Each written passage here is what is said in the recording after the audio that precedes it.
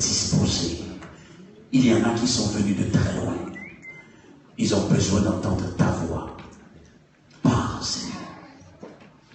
Parle. Efface-moi et parle à ton peuple. Et que ton peuple soit révolutionné. Au nom de Jésus-Christ de Nazareth.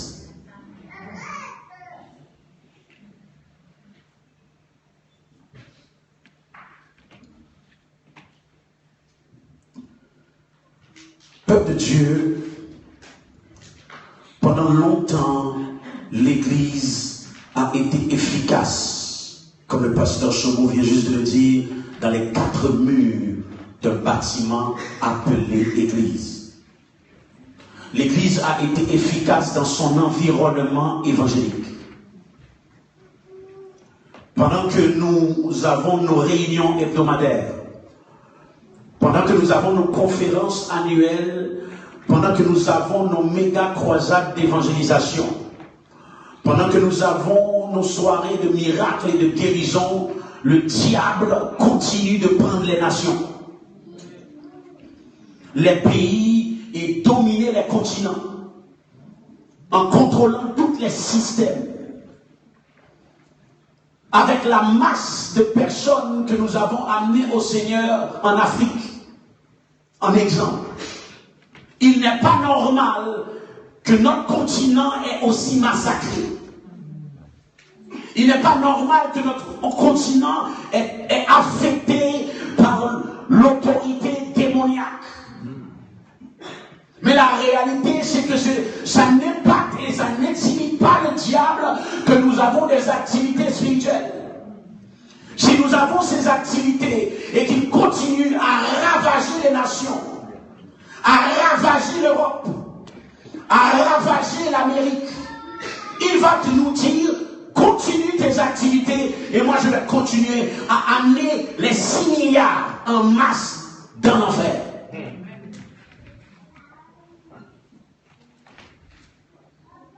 Donc c'est le temps pour nous de réaliser que notre choix ne doit pas être tout simplement de louer, adorer, recevoir une parole prophétique et la guérison et aller chez nous en attendant le ciel. C'est le temps pour que l'Église s'élève pour affecter les gouvernements, pour affecter le monde des affaires, bouleverser les médias, les arts des divertissements, l'éducation de la famille, et par la religion évangélique changer le monde.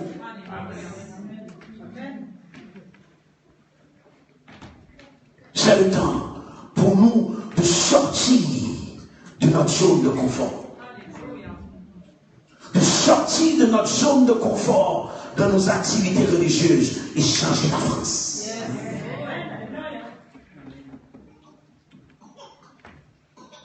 On ne peut pas être à l'aise parce qu'on a une foule devant nous qui acclame et qui loue l'avancement d'un homme, de sa femme et de sa famille.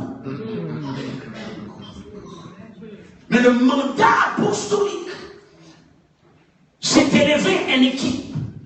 Et cette équipe doit élever un peuple. Amen. Et le peuple doit être identifié, formé, mandaté et positionné dans tous les secteurs de la société pour avancer le royaume de Dieu et remplir la grande commission. Ce message n'est pas encore très populaire parce que Dieu a révélé ce thème, réforme sociétale, il me l'a donné en 2005. Il y a certains qui parlent d'affecter les 7 montagnes. Ce doctorat que je viens juste de vous parler, c'est le premier doctorat sur la réforme apostolique et sur la réforme sociétale reconnue dans 192 nations. Il y a quelqu'un qui devrait être content que c'est un francophone. Amen. Vous n'êtes pas trop content.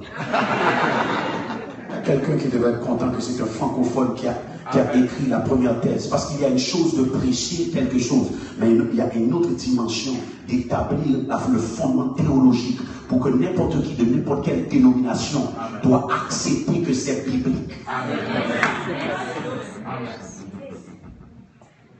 La première thèse sur la réforme apostolique et la réforme sociétale. Elle n'est pas populaire, ce message. Mais la réalité, c'est que le diable, présentement, a la joie parce qu'il a fait nos nations. Il y a quelqu'un qui doit se dire, c'est le temps de la réforme sociétale. Si tu le crois, dis-le, c'est le temps de la réforme sociétale. Dieu a mis des dons en moi, déclare-le. Dieu a mis des dons en moi pour affecter ma génération. Déclare-le comme quelqu'un qui le croit. Dieu a mis des dons en moi pour affecter ma génération. Je ne vais pas mourir avec un tombeau sans nom. Je vais changer ma génération.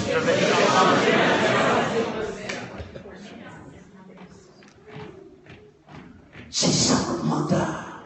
Tu ne peux pas être en train d'attendre le ciel. Tu ne peux pas être sauvé et attendre pour dominer avec Dieu dans le ciel. Dans le ciel, Jésus domine. Toi, tu dois dominer sur la terre. Si tu acclames Dieu. Je dis que Jésus domine dans les cieux. Toi, tu es né en Christ pour dominer sur la terre. Voilà pourquoi que Romains 5, 17 dit, si par le péché d'un seul, la mort a régné par lui seul, à plus forte raison, ceux qui reçoivent l'abondance de la grâce et du don de justice régneront dans la vie. Est-ce qu'il y a quelqu'un qui est prêt à régner dans la vie? Amen. Je n'entends pas, il y a quelqu'un qui est prêt. Est-ce qu'il y a quelqu'un qui est prêt à régner dans la vie? Il y a quelqu'un qui doit être fatigué de dire je suis la tête et non la queue, tu es la queue. Je suis premier et jamais dernier, tu es le dernier. Il y a quelqu'un qui est prêt à régner dans la vie. Il y a quelqu'un qui est prêt à régner dans la vie. Si c'est je crois que je dois pousse ton cri de victoire.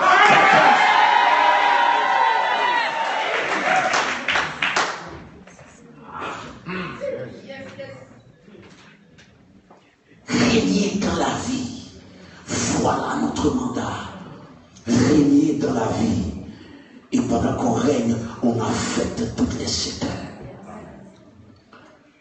Gouvernement, médias, art et divertissement, éducation, sciences, religion, famille.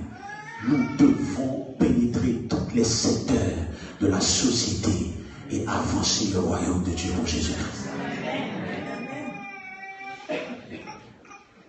Pendant que j'étais en train de penser au sujet,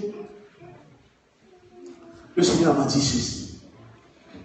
Pour que le peuple français soit en mesure pour régner, il faudra qu'il saisisse la révélation de la richesse du royaume.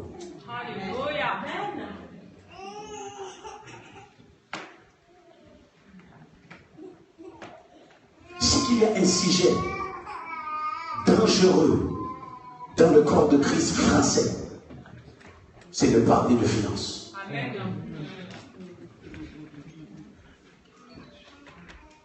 Mais ce n'est pas le problème si que tu es intimidé d'en parler.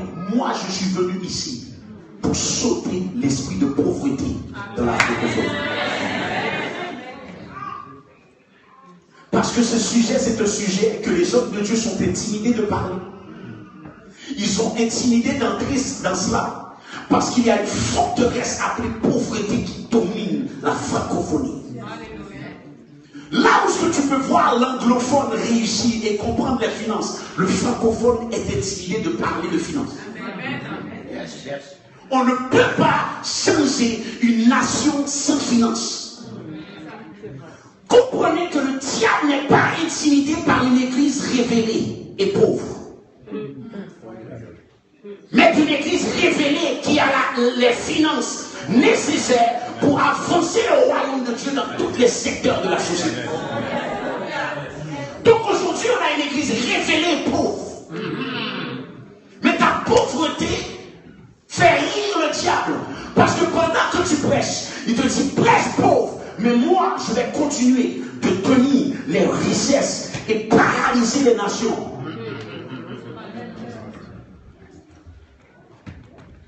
Je t'encourage à amener tous ceux qui sont liés avec la pauvreté dans les prochains jours.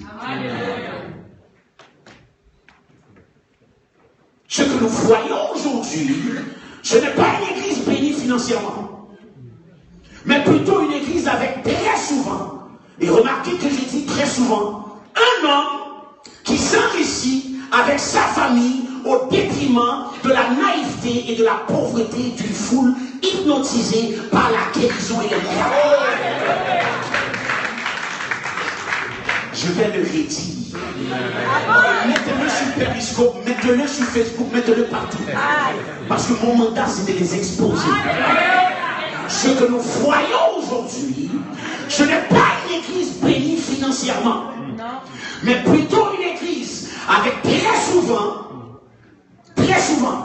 un homme qui s'enrichit avec sa famille au détriment de la naïveté et de la pauvreté d'une foule hypnotisée par quelques guérisons et miracles.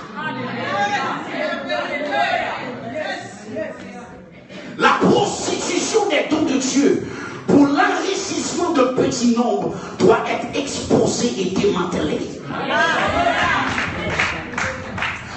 Est-ce que l'homme de Dieu peut être béni? Certainement. Mais ta bénédiction doit venir par ta capacité de propulser le peuple dans la prospérité. Il y a juste le pasteur qui l'a obligé ici. Ta prospérité de l'homme de Dieu doit provenir de sa capacité de propulser le peuple dans la prospérité et non d'hypnotiser le peuple et arracher leurs finances pour que lui et sa famille soient bénis. Je acclame ma famille.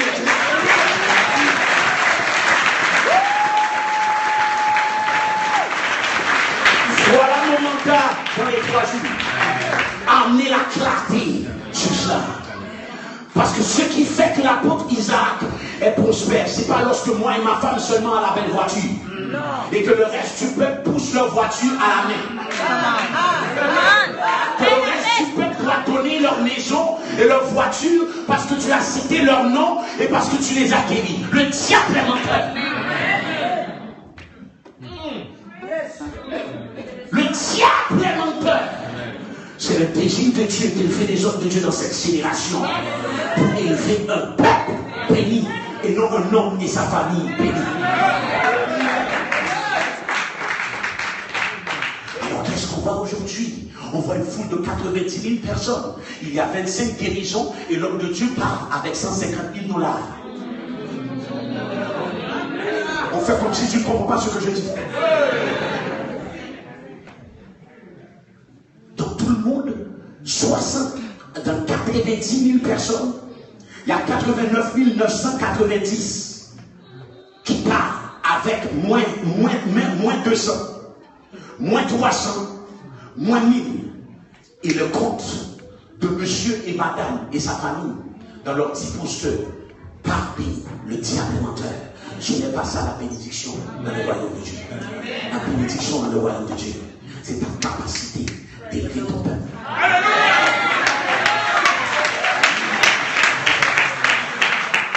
Que le peuple vienne, s'arrête et retourne prospère. Écoutez-moi bien. Je prie que vous ayez l'opportunité de venir dans le mois de mai dans ma conférence à Montréal. J'ai commencé avec 6 personnes. On n'avait pas une voiture. J'ai des fils. Vous connaissez Rachid Badouri?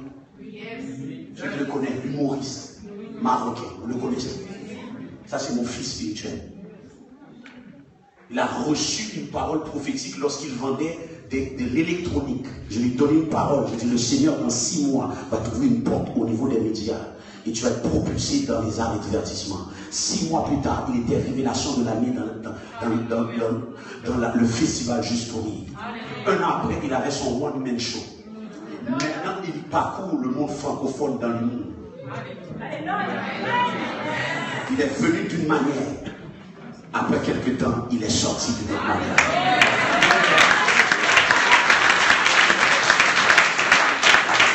Son gérant, pasteur Steve Razier, vendait des souliers. Il est entré dans le ministère en croyant à tous les dieux et il vendait des souliers. Mais ce vendeur de souliers, après quelques temps, est devenu acheteur pour la compagnie Aldo. Je veux que tu comprennes que acheteur, c'est eux qui décident quels souliers que toi tu vas acheter dans le magasin. Donc il est passé de vendeur de souliers à acheteur de la compagnie. Là où il décide quels souliers mettre dans le magasin. Après quelques temps, le Saint-Esprit m'a dit, tu es appelé à affecter le secteur des arts et divertissements. Il est devenu le gérant de Rachid. En tant que gérant de Rachid, il lui a fait signer le contrat le plus financièrement riche d'un jeune humoriste au Canada. Il est un très vendeur de souliers. Maintenant, il est un des gérants d'artistes les plus reconnus dans la francophonie. Donc si je suis béni, ce n'est pas par les résultats d'avoir sucé le peuple, mais c'est de les avoir propulsés dans la bénédiction. Et parce qu'ils sont bénis, leur leader doit aussi être.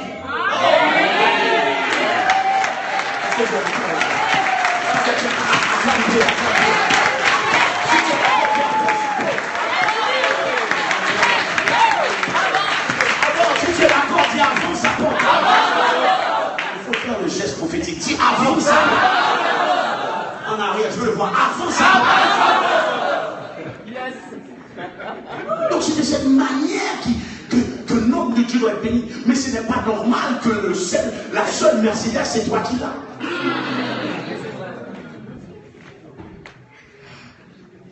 La grande maison, c'est toi qui l'as. Avec quelques acolytes qui t'aident à sucer le peuple.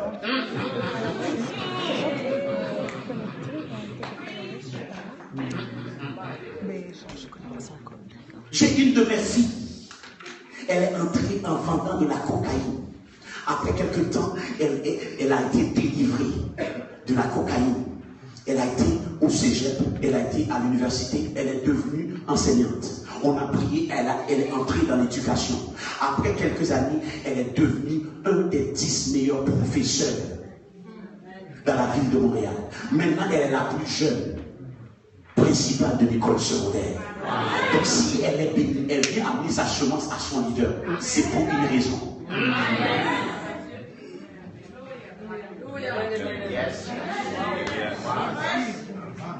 Elle est bénie. Pasteur Steve est béni. Rachid est béni. Sa maison, la maison du pasteur Steve a un ascenseur dedans. Celui qui vendait les souliers, tu es là. C'est pas la maison de l'apôtre, la maison de fils. Parce que l'apostolique a la qualité d'élever son peuple pour que son peuple soit béni.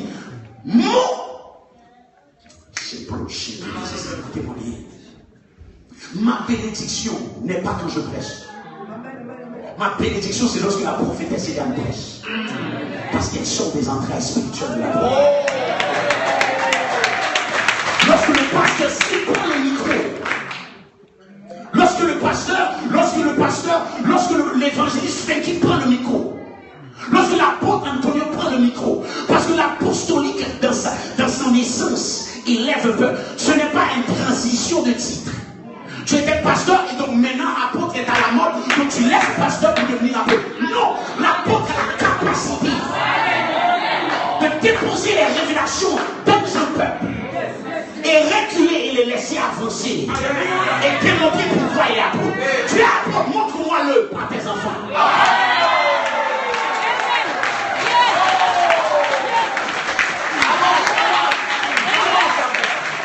Tu n'es pas apôtre parce que tu as aimé un grain de fils, un sel. Ton assistant pasteur, tu es apôtre parce que tu élèves un peuple. Identifié, formé, mandaté et positionné pour avancer le royaume de Dieu. Par regarder cette comédie. Voilà pourquoi dans ce jour, j'ai prêché une conférence aux États-Unis devant 5000 leaders. Je les ai déclarés, plusieurs d'entre vous qui êtes là comme leaders, venez me remettre votre papier d'ordination parce que vous n'êtes pas apôtre, vous n'êtes pas prophète, vous n'êtes pas évangéliste, vous n'êtes pas docteur, vous n'êtes pas pasteur, vous êtes même passé.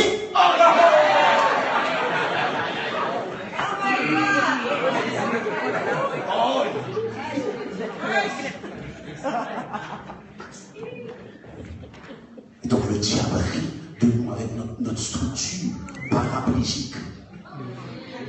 Parce qu'on est derrière des titres au lieu d'être derrière des résultats.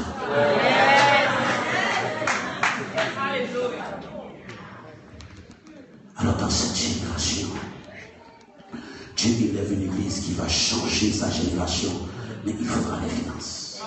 Touche ton voisin, dis-lui, tu as besoin de la révélation des finances du royaume.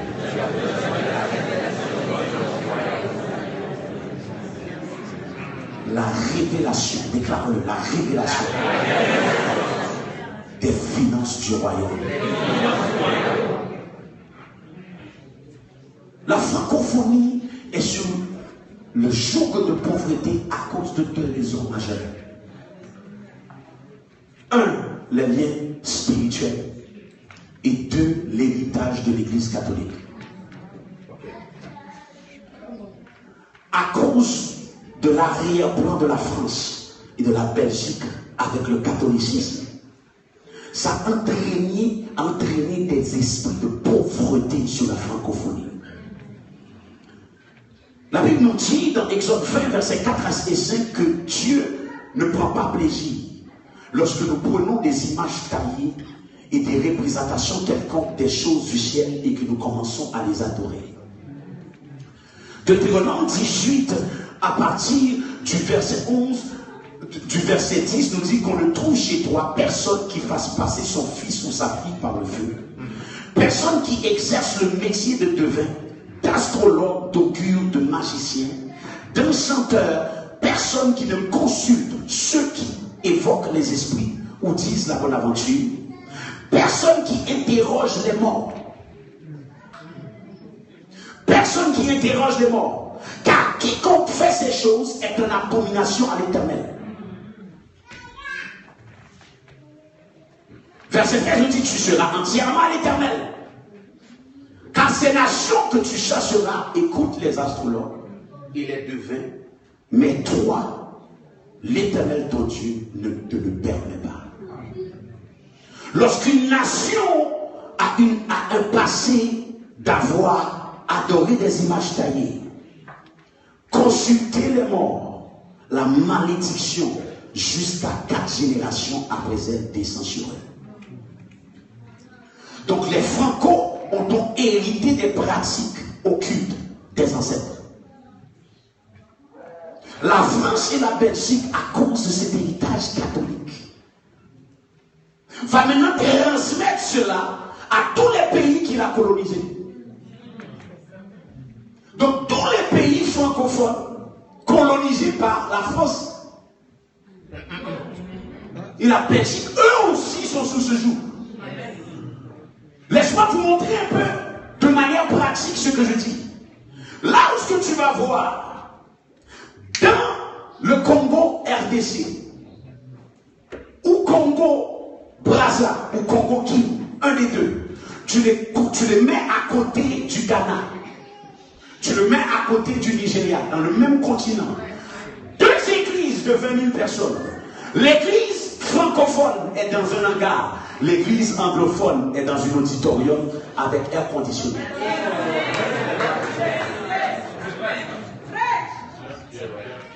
Parce que l'héritage de pauvreté, malgré le nombre d'hommes de Dieu que nous avons dans la francophone, nous a paralysés dans la pauvreté.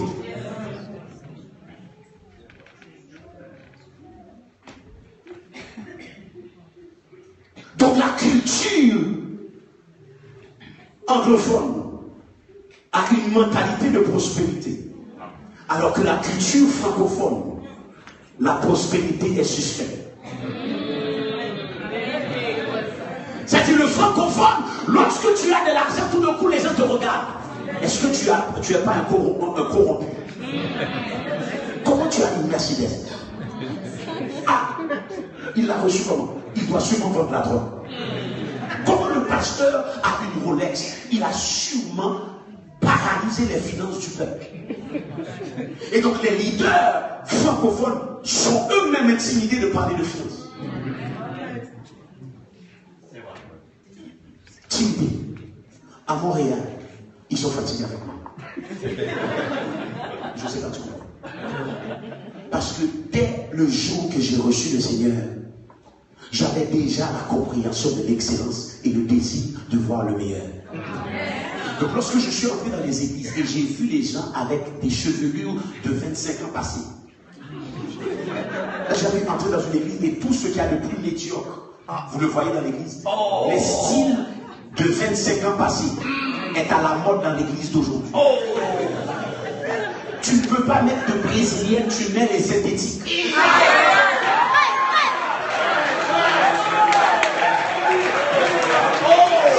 ne comprends pas, monsieur le madame.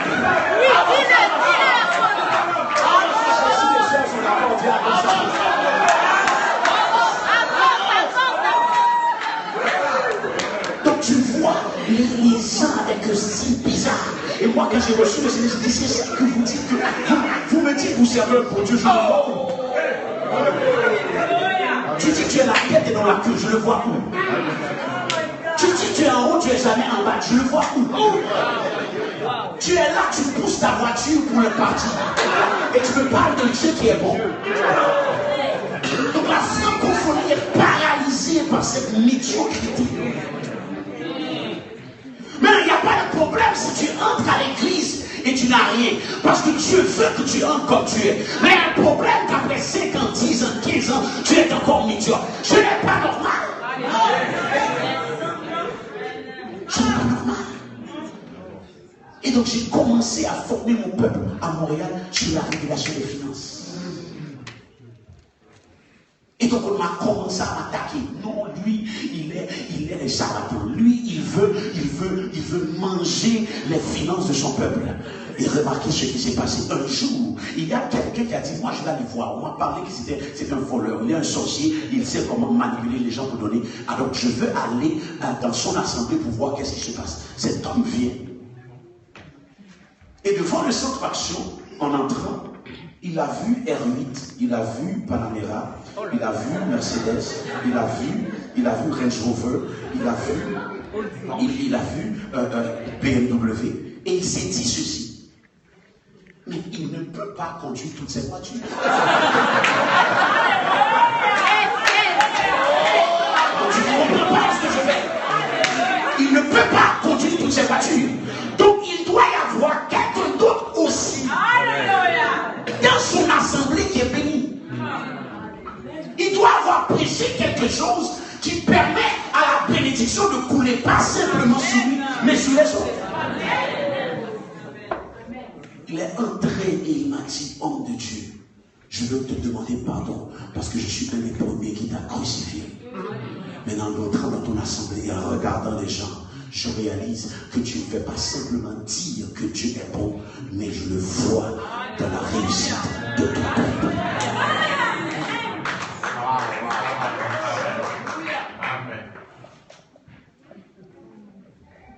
Donc cette pauvreté paralyse la francophonie et a pénétré l'église francophone. Dans l'église francophone, la spiritualité, la sainteté et l'humilité égale pauvreté. Plus que tu montres que tu n'as rien, ça veut dire que tu es vraiment saint. Je sens l'onction.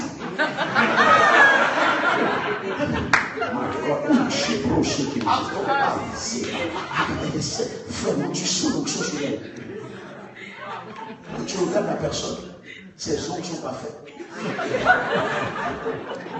Elle a un petit drap blanc sur sa tête. Et ses orteils ressortent des souliers qui sont déjà sur une 5e main. Mais tu sens l'onction. Non, le diable est menteur. Tu ne peux pas prendre l'âge, ne peux pas avoir de joie lorsque tu le sais et que tu n'arrives pas à payer tes factures. Est-ce que vous êtes là? Est-ce que vous voulez que je vous dise vraiment la vérité? Ce n'est pas que tu ne vas pas avoir la persécution et l'épreuve. Ça arrive à tout le monde. Mais tu ne peux pas avoir toute ta vie persécutée. Pas tout le temps. Il n'y a pas de gloire lorsque tu es dans le Seigneur pendant des années et tu n'as rien pour démontrer de la grandeur de ton Dieu.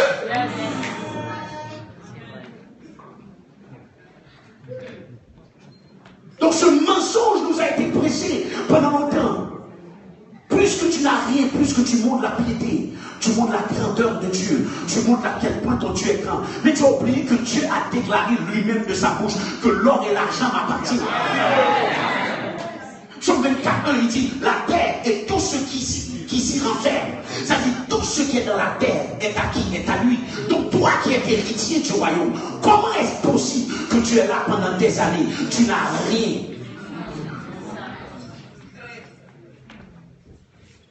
Tu vis par salaire, après salaire, ton salaire, tu l'as jeudi, tu l'as peut-être à la fin de la semaine ou au mois, avant que le mois termine, tu as déjà encore rien. Après tu viens à l'église, tu élèves tes mains et tu dis comment tu es bon. Le diable est bon.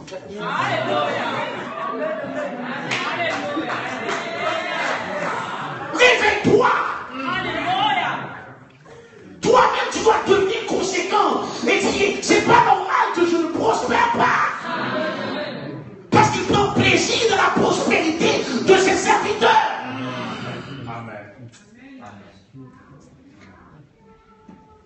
Donc pendant longtemps, tu es même là, tu as critiqué les messages qui parlent de la révélation des finances. Tandis que c'est le désir de Dieu que tu sois béni. Parce que si tu n'es pas béni, son église n'est pas bénie. Si l'église n'est pas bénie, le message ne peut pas être prêché. Yes.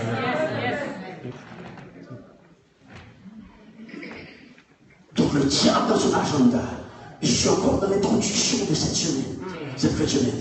Le diable dans son agenda veut qu'on reste avec cette ignorance-là, spiritualité et pauvreté, humilité, médiocrité. Il veut qu'on reste là pour qu'il paralyse l'avancement du royaume de Dieu. Écoutez-moi bien. Je suis anglophone d'arrière-plan. Je suis né en Haïti. Normalement, un Haïtien apprend le français en premier. Mon père va me mettre tout seul dans l'église, dans l'école anglophone. Donc j'ai appris l'anglais avant le français. Et cela m'a permis de grandir dans un environnement anglophone malgré que je suis francophone. Et donc la lecture de la parole de Dieu, je l'ai faite en anglais et non en français. Pour réaliser que même dans la traduction francophone, on vous a laissé.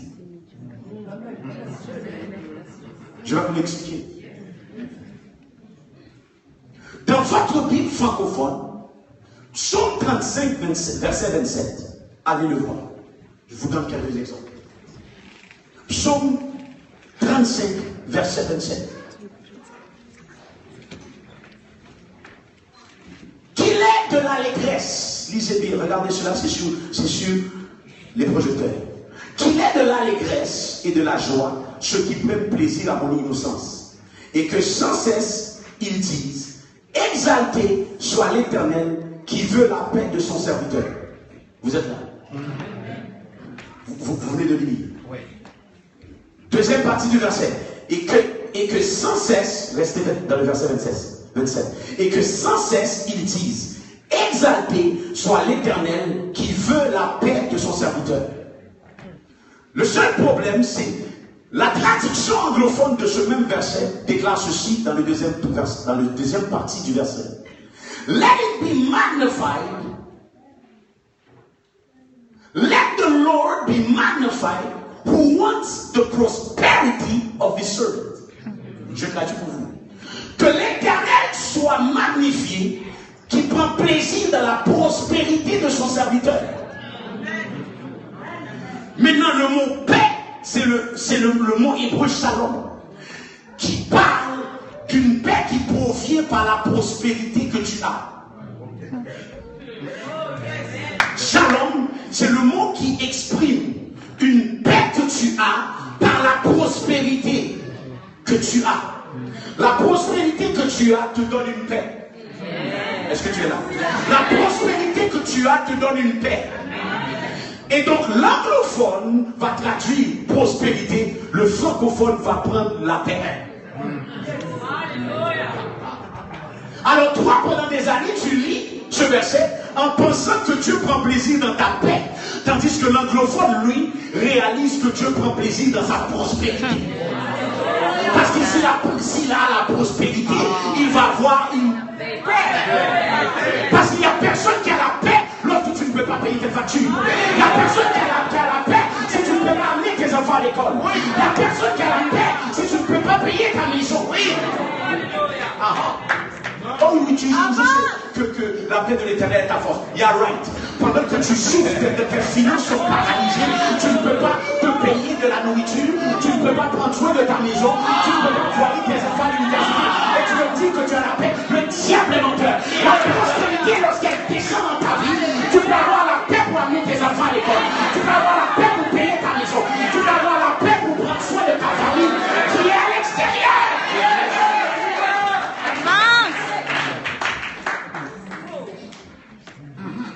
Donc dans ta traduction, on a écrit paix. Dans la traduction anglophone, on a écrit prospérité.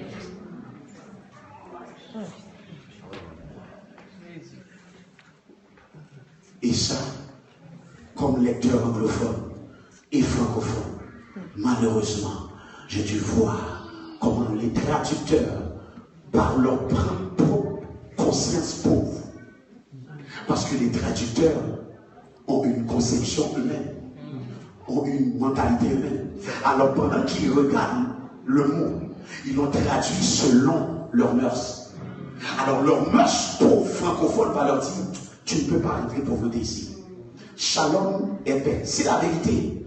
Parce que shalom c'est paix et prospérité. Alors eux ils vont choisir ceux qui s'accordent à leur mentalité et à leur culture. Donc le francophone va traduire paix au lieu de prospérité. Est-ce qu'il y a quelqu'un qui reçoit? Donc tu lis constamment ta Bible sans savoir qu'il y a plusieurs versets qui t'éloignent de la prospérité. Parce que culturellement, la culture francophone ne veut pas qu'on soit trop démontrant trop de prospérité. Donc même celui qui est riche, il doit le cacher. Je connais des pasteurs à Montréal. Ils ont eu une Mercedes 7 ans passés, même pas l'année. Donc j'aurais peut-être compris. Si c'était une Mercedes 6 ans passés. 6 ans. Ils ne peuvent pas venir à l'église avec de peur que le peuple arrête de donner, de peur que le peuple pense qu'ils sont financièrement trop bien. Vous voyez qu'est-ce que ça fait? L'intimidation. Donc il dit, si je sors avec une Mercedes, peut-être que ça va affecter l'église. Donc laisse-moi entrer à l'église avec une vanne. Beaucoup de pasteurs, vous savez pourquoi ils ont une vanne? Parce qu'ils sont obligés, parce qu'ils doivent paraître médiocres. Moi, je me rappelle encore. Mon oncle, quand je suis entré dans l'évangile, il m'a dit, mon fils, ça c'est mon oncle qui parle, mon oncle biologique. Il m'a dit, mon fils, là tu deviens pasteur, il faut t'acheter une vanne. Parce qu'il faut une vanne pour aller chercher les brebis à la maison. Je dis à mon oncle, avec tout le respect que je te dois, je ne vais jamais avoir une vanne. Jamais. Donc il s'est fâché avec moi. Vous connaissez les parents. Ils se sont fâchés par toi. Tu penses que tu connais. Moi, je suis un vieux. Je dis, mon oncle, je vous respecte, mais je ne vais jamais avoir de vanne. Et c'est la tragédie des hommes de Dieu. Essayez d'être le plus médiocre possible pour continuer à porter l'œuvre pour que les gens donnent. Parce que le jour qu'ils démontrent un peu de bénédiction, le peuple va arrêter de donner. Mais c'est l'ignorance. Et c'est toute cet esprit-là de pauvreté qui est en train de paralyser le leadership et le corps. Parce que normalement, comme c'est le contraire. Lorsque tu vois que ton leader est médiocre pendant trop d'années, tu dois te poser des questions. Parce que tu dois te dire, si lui il est médiocre, moi je vais être béni quand. Si lui il est médiocre, qu'est-ce qu'il va relâcher sur moi? Qu'est-ce qui peut être posé sur moi si moi il est béni? Amen. Parce que la bénédiction court de la tête en descendant. Amen. Si la tête de ton ministère ne peut pas se payer un pantalon, toi tu vas le payer comment? S'il a les mêmes souliers pendant des années, toi tu vas changer de souliers comment? Lorsque son onction est relâchée sur toi. Avance.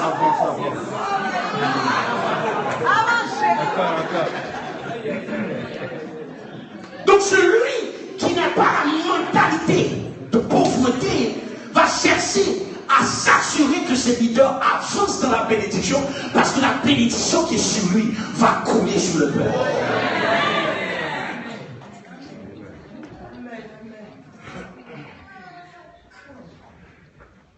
Donc l'église francophone a été paralysée par la pauvreté.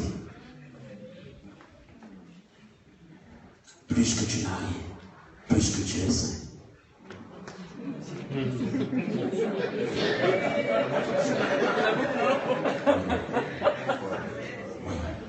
Donc les francophones de souche. Alors pourquoi c'est si difficile de pénétrer la France avec la révélation de la bénédiction? Parce que tu es dans une forteresse. Donc dans la France, si tu es une église, tu as des finances, tu es suspect. Tu es diabolique. Parce que par ignorance, ils ont oublié que le diable n'a rien. Tout ce qu'il a, c'est par vol. Parce que la bénédiction, elle provient de Dieu, non du diable. Tu as pris le temps de voir que même lorsque le peuple est sorti de l'Égypte, en sortant de l'Égypte, Dieu ne les a pas juste sortis de l'esclavage, mais ils sont sortis avec toutes les richesses des Égyptiens. Oh non, nous ne lisons pas la même Bible. Donc ils sont sortis, et tous les pierres précieuses, tous les linges, tous les tissus les plus chers, ils leur ont dit donne. Et les Égyptiens ont dû donner. Voilà pourquoi que lorsque le temps était venu de faire le tabernacle, ils avaient les richesses pour donner. Donc si tu n'as pas de richesse, tu vas donner quoi? Comment l'église va passer dans un bâtiment qui est pour nous si toi tu n'as rien? Si tu n'es pas béni, si tu n'as pas de richesse, de quelle manière que nous allons aller à TV1? C'est pas ça que tu fait. Donc les chrétiens francophones sont tellement pauvres qu'on doit prendre les petits canaux communautaires. Prêchons dans des canaux que personne n'écoute. Les plus bas. Et on est même bénis. On est bénis parce qu'on prêche dans des canaux communautaires. Télévision, amen, alléluia.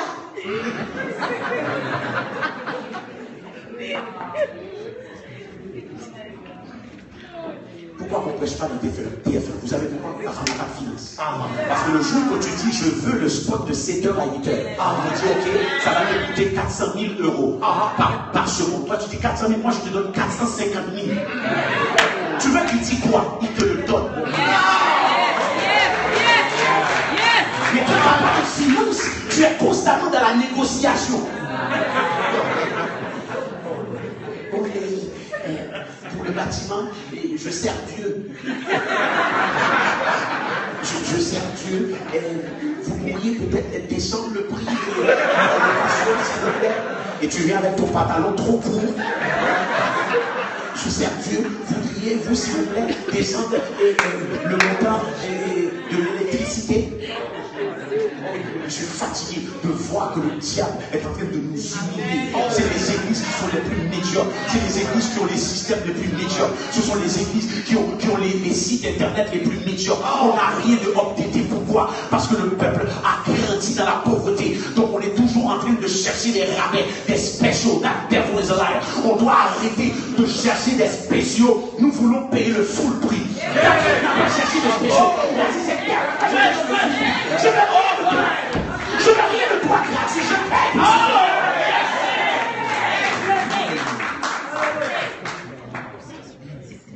Tout est gratuit pour le chrétien. Tout est gratuit. Tu aimes tout gratuit. Je peux venir faire mes cheveux chez toi. Tu sais, je suis ta soeur.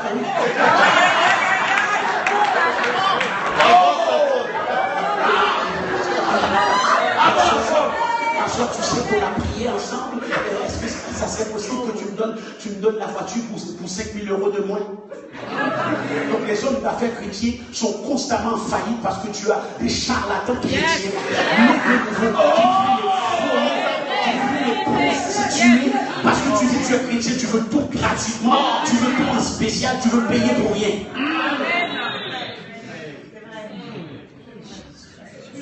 Oui, c'est ça qui se passe. Oui, c'est ça.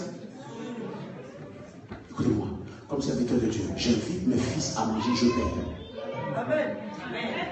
Je dis, j'invite mes fils à manger. Je n'ai pas besoin de leur spécial. Bon pasteur, non, donnez-moi le privilège, donnez-moi le privilège. Non, arrête. Tu viens manger avec l'apôtre, c'est l'apôtre qui paye. Mais des fois, ce n'est pas la faute de l'homme de Dieu. Il n'a même pas d'argent pour ça. C'est le C qui paye. Pasteur, tu n'as pas mangé cette semaine. Dieu m'a touché. Dieu m'a touché. Viens, je vais te bénir. Te bénir. Dieu m'a touché. Une semence. Une semence. On est en train de nous humilier. Serviteur de Dieu.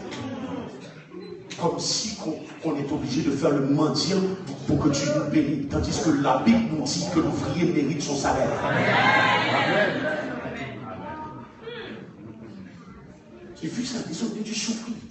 Tu vois le petit comité de diacres avec leur arrogance. Pasteur, selon le chiffre que nous avons décidé, selon l'équipe d'administration, on pourra donner 200 € par semaine. Méchant. Toi, tu as 200 € par semaine?